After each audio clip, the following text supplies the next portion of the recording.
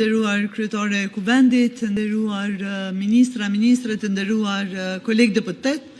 më lejani që në pajtimin e 53, paragrafin 1, në paragrafin 1.2 të rregullores së Kuvendit, të propozoj plotësimin e rendit të ditës së seancës plenare të datës 27 prill 2026 si në vem. Si pike 2 të rendit të ditës të raditës shqyrtimi i projektligjit numër 10L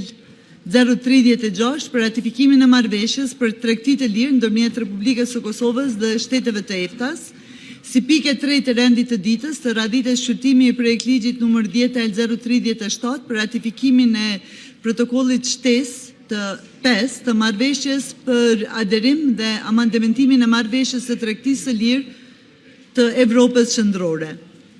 Si pike 4 të rendit të ditës të raditës shqyrtimi i projektligjit numër 10L 038